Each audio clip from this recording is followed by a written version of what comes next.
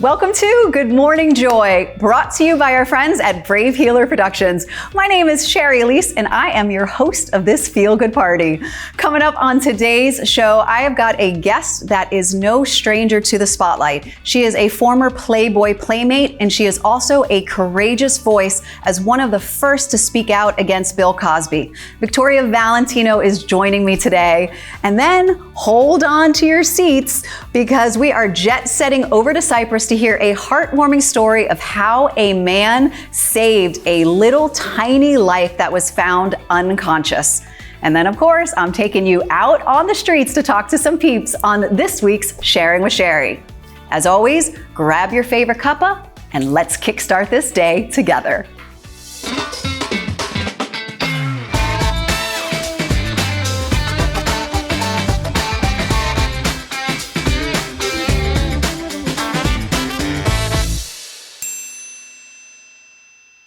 So a viewer wrote in and asked, do you ever feel like you're from a different planet being so positive?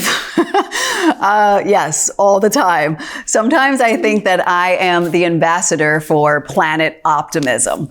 But here's the thing about positivity. It's not about burying your head in the sand when life throws you curveballs. It's really about taking life when it lands you sideways and being able to find the silver lining always, even in the unrecognizable moments. So, do I sometimes get side-eyed glances as if I've grown two heads? Yes. But if spreading cheer makes me otherworldly, then I will happily embrace these extraterrestrial vibes. And speaking of cheer, it's now time to share with you the good news that you should know about on the Joy Report. A 67-year-old man from Cyprus, Kostakis Konstantinou, applied his expertise CPR to a lifeless bird that was found after a mishap in a swimming pool. Although surrounded by ongoing skeptics urging him to abandon this lifeless bird, he would not, and he kept going. Konstantinou persisted until miraculously the sparrow began to stir, and against all expectations, that little bird started to flutter and flew away. His son told reporters at Good News Network, "Nobody thought that this was possible or even worth trying. However, my dad stayed focused and patiently continued." By the way, this isn't the first time that he has saved lives with CPR. Konstantinou's amazing act of kindness serves as a reminder that with persistence and determination, we can do anything, even with naysayers.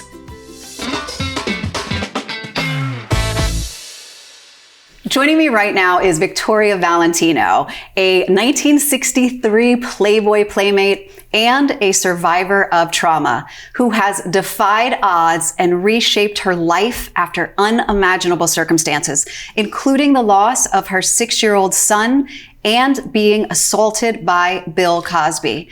Victoria has written this book, Dirty Diamonds, The Repurposed Life of a Playboy Icon and Cosby Survivor. And she is an advocate, an activist, a speaker, and I hope after this interview, my friend. Welcome, Victoria. Well, you don't have to worry about the friendship part. We got that covered.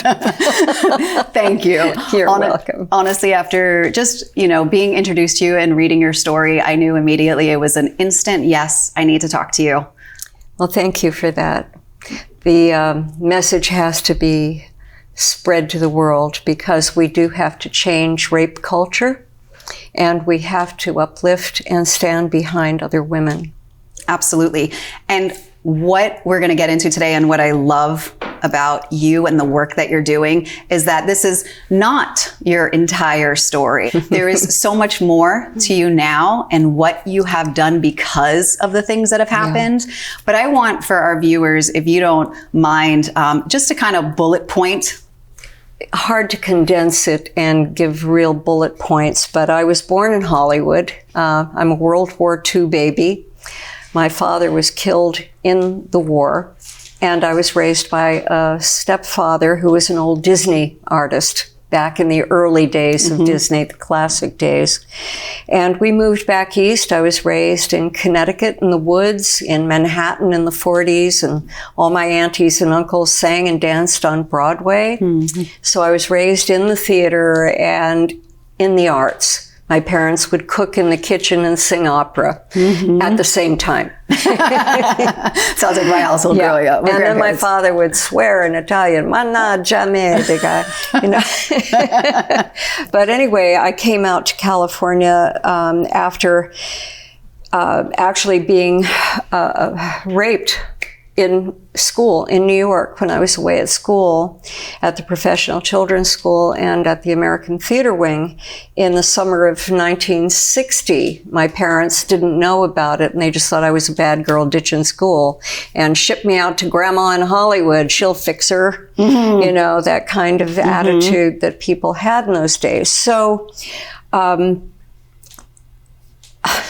I wound up being trafficked by the first man who saw this vulnerable girl who was at a loss and feeling rejected by her family.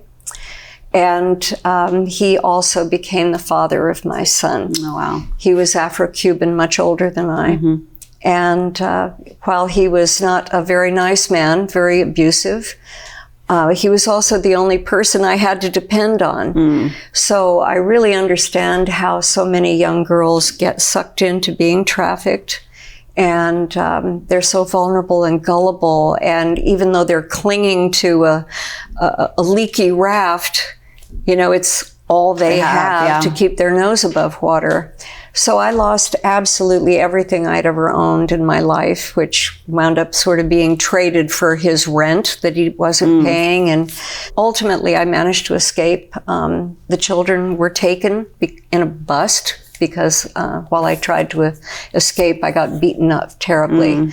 And like so many survivors of domestic abuse and trafficking, you wind up leaving and have a lot of physical injuries, which nobody really addresses. They address the psychological and the emotional injuries and the legal issues.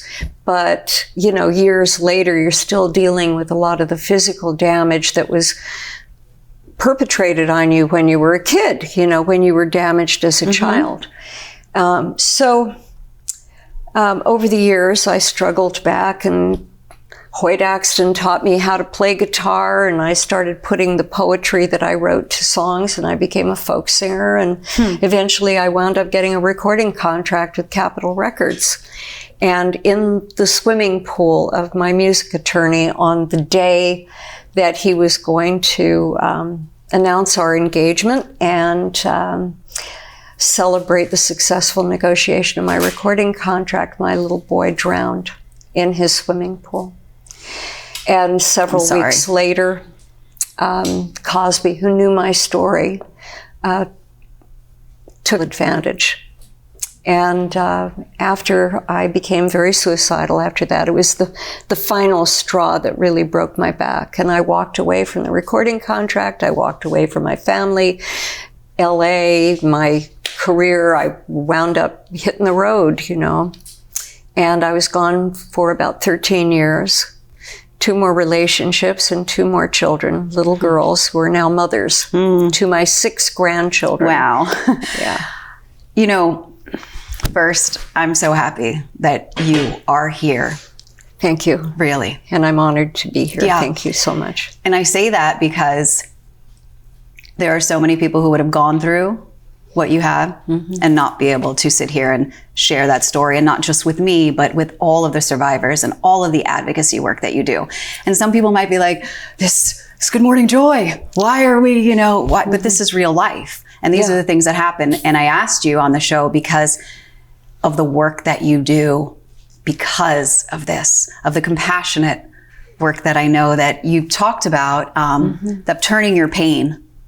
And this book that you've written, I love, because there's something in there that I read that says, this book is a story of love, the hope of love, and the discovery that maybe we are all we ever really needed. Yeah. And the truth is that I think, especially my generation, we were raised to believe that we, as women, were made whole by the man that came into our lives. Mm-hmm.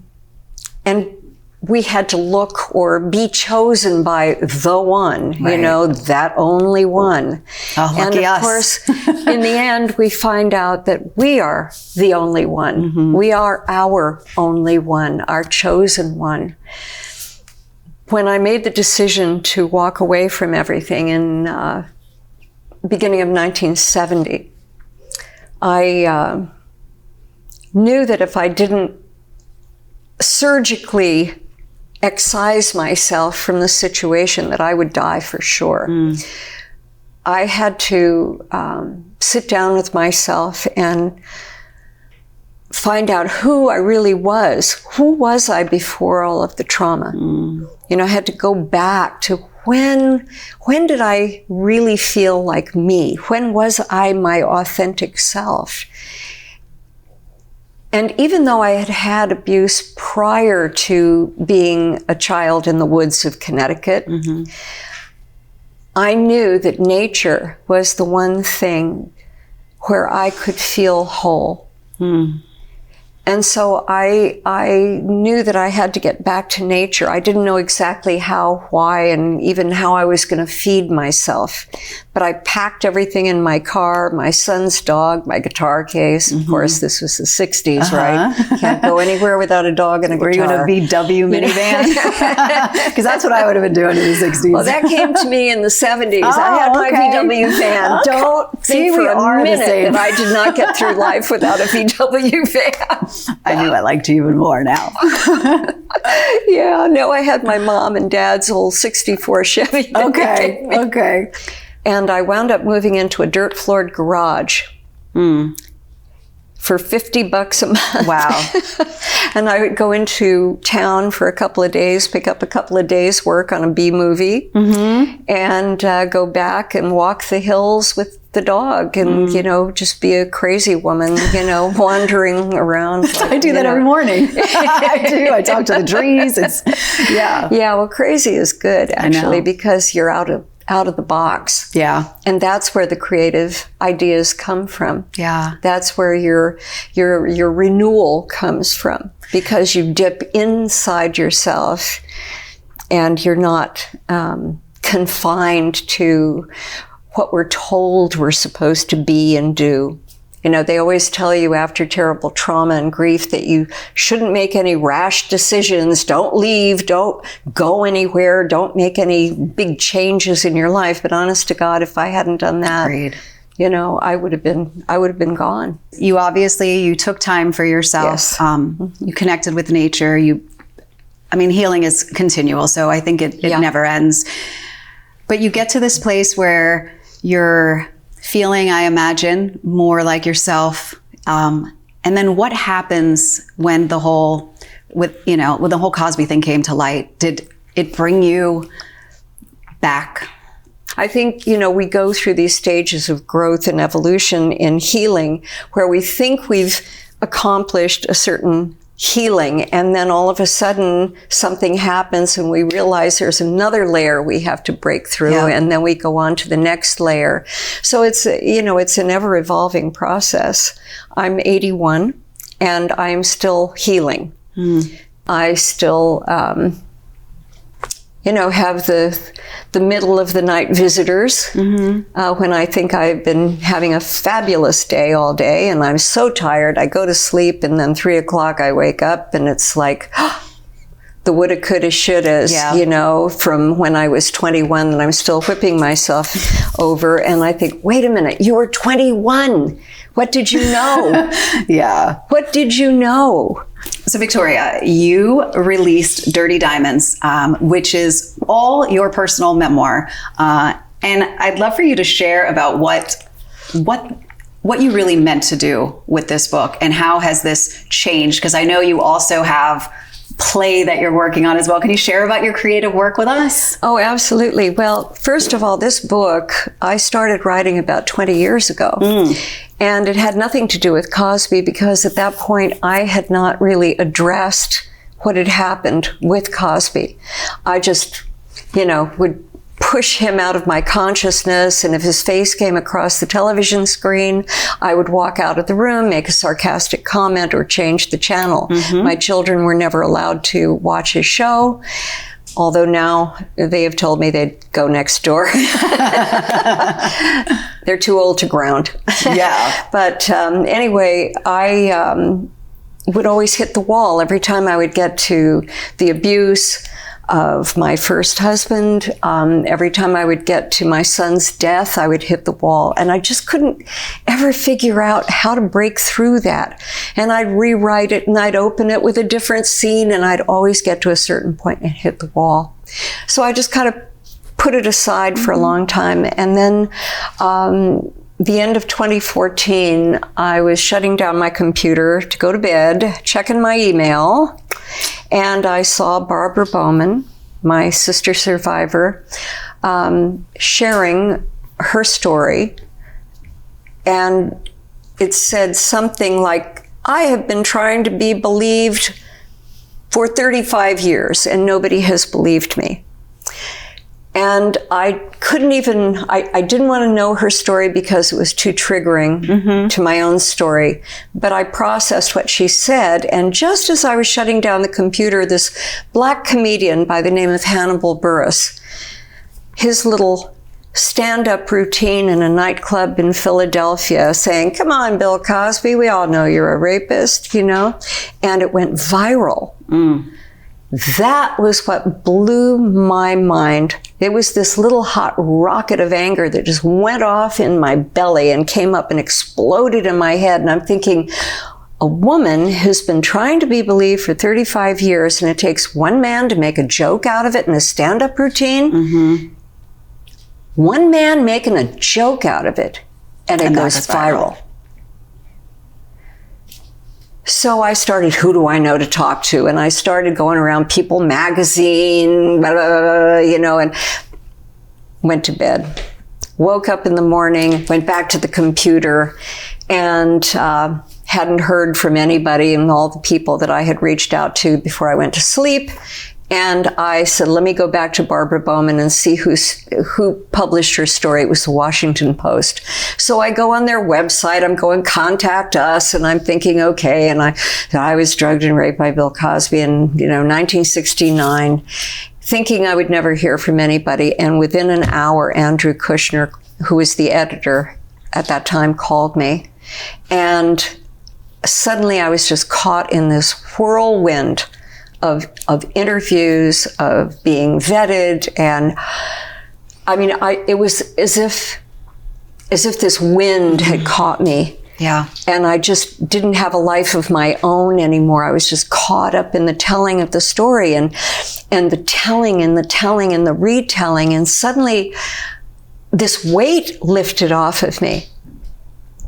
In a weird way, breaking my silence about Cosby was the last thread that pulled my whole story together for the book. That was the one missing piece of the puzzle that I had just never addressed.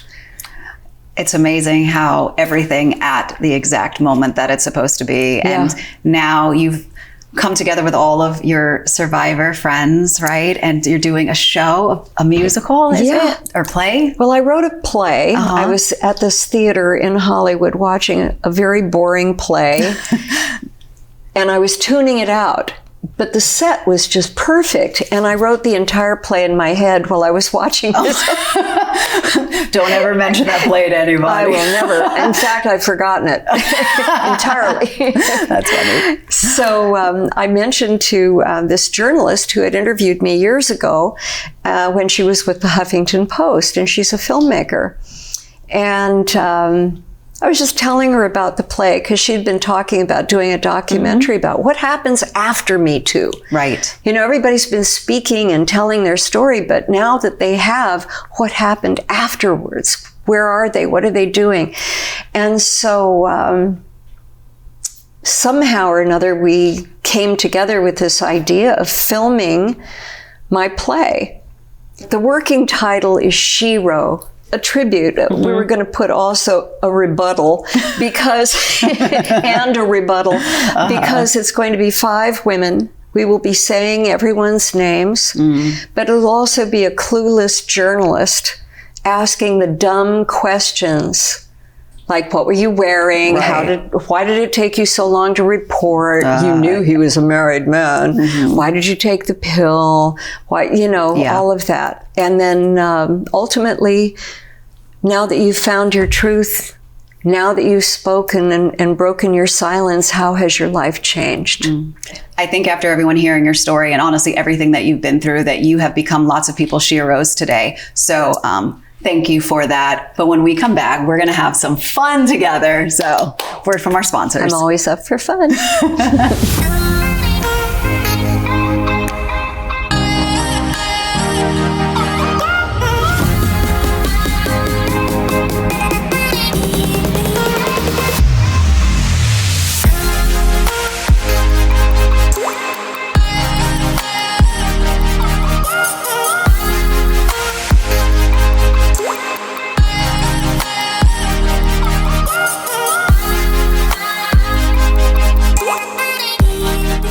All right, Victoria, so we are back, and I thought we would play a fun round of speed questions, which is, it's all personal stuff, so you can't get it wrong, but it's just more of what comes to your mind as I ask these questions, okay? Are you down? You know I'm old. It takes me beautiful.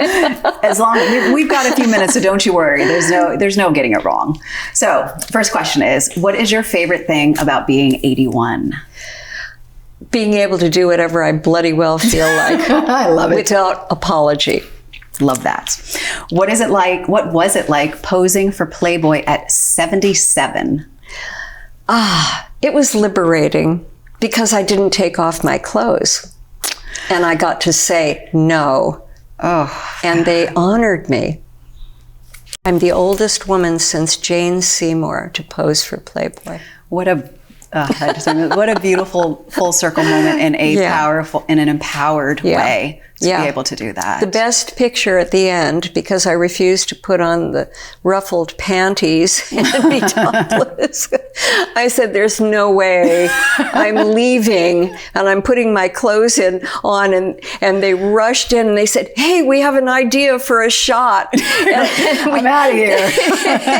And so I got to wear my kimono and the girls were standing there in their ruffled panties and my picture was like that, covering their boobs. Oh, I love that.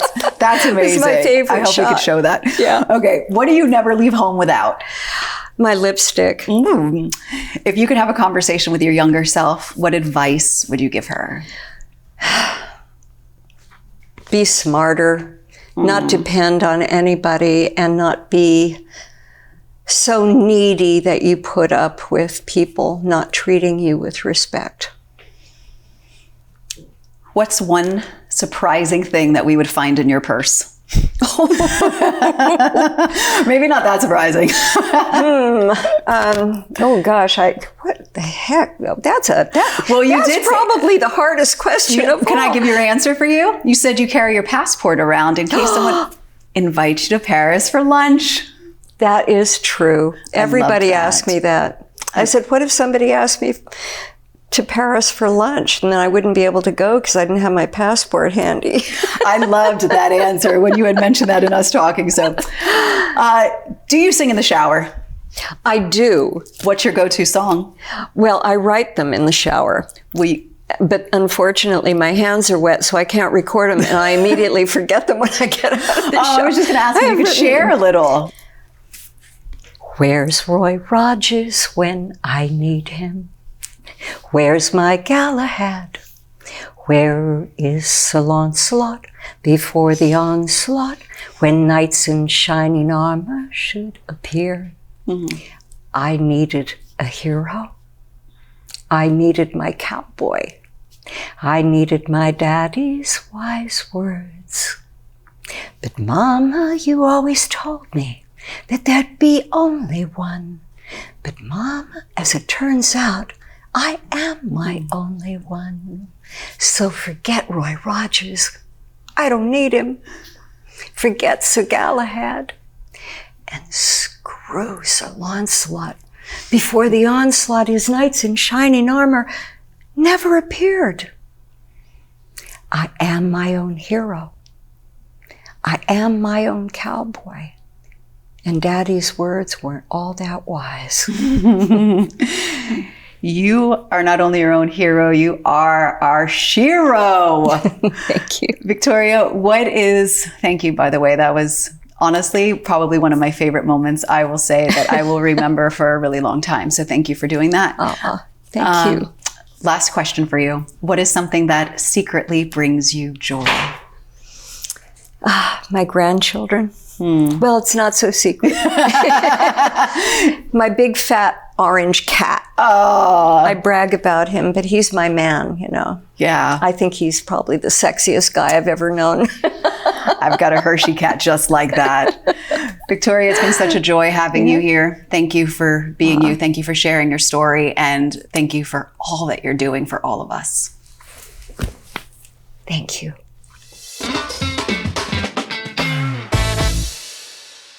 And now it's time to meet some peeps on the streets on this week's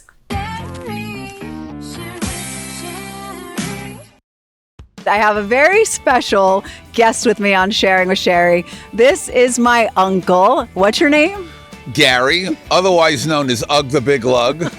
Anything you want to say for a message to the world? Let's try to communicate with those of us that we don't agree with necessarily about the turmoil in the world right now, and let's try to communicate about that as opposed to hating people from the other side. Well, you heard it here first. Ugg the Big Lug and his big wisdom. Telling you. I would say make the effort intentionally to go within. There is too much going on nowadays, and it's very easy to be down and depressed and negative and all of that. But I think that going inwards and allowing that time allows you to take things in a different light. Best possible time in the history of the world to dig deep inside and look at kindness and just be kind. And I'm going to add another word to it, be patient. Because you know what? Not everything goes the way you want it, and not everything is going to happen in the timeline that you want it. Find those amazing people around you and you can find that joy. Thanks so much for joining us today. I'll see you next time on Good Morning Joy, where every day starts with a smile.